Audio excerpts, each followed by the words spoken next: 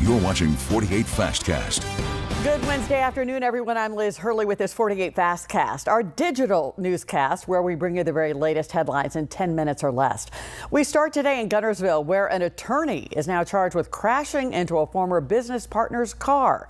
Guntersville police say Laura Givens crashed into a parked car in a public parking lot last month. They say the witness told them that Givens got into an argument with someone before driving her car into the other person's vehicle and then driving off. She has been arrested and charged with criminal mischief, DUI, and reckless endangerment. The victim involved, we have learned, is Givens' former business partner.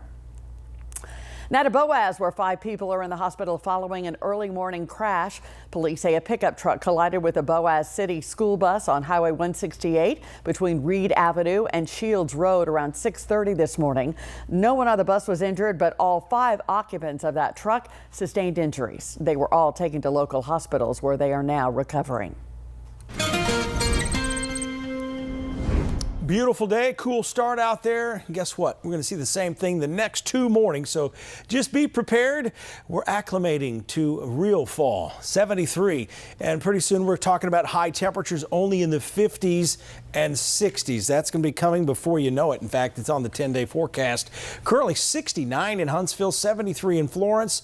The coolest of air still up across the Great Lakes, and we'll continue to see our cool air come down from the Great Lakes with that north wind. 3-day forecast. 70s until we get to the end of the weekend. So get ready. There's some big changes on the way. We're talking 74 tomorrow, 72 Friday, 72 Saturday, but probably only 56 with rain Sunday. More on that coming up.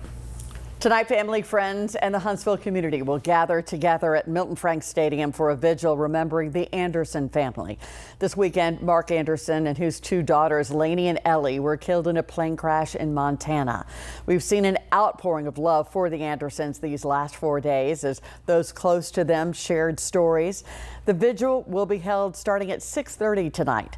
WAFF 48's Callie Neese will be there and will provide updates throughout our evening newscasts. We'll be right back.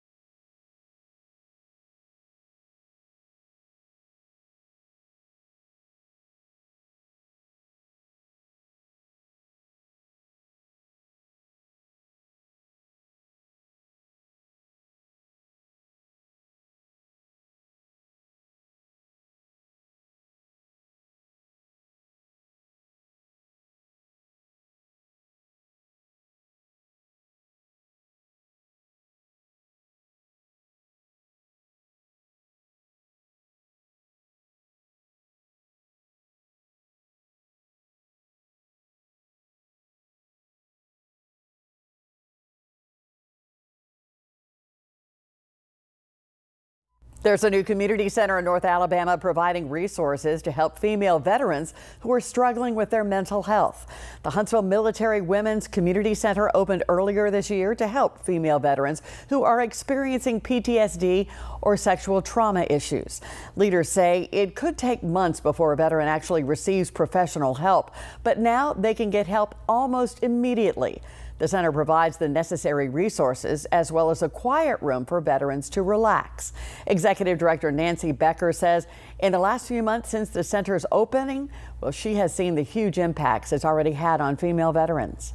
We just finished our first retreat a couple of weeks ago, and one of the women walked in and said she had been red flagged for suicide 5 times.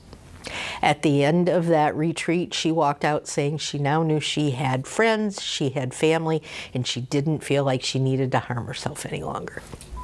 Wow. In addition, the center provides training programs, including interview practices and monthly resume writing seminars. Now, your first alert weather with Chief Meteorologist Brad Travis.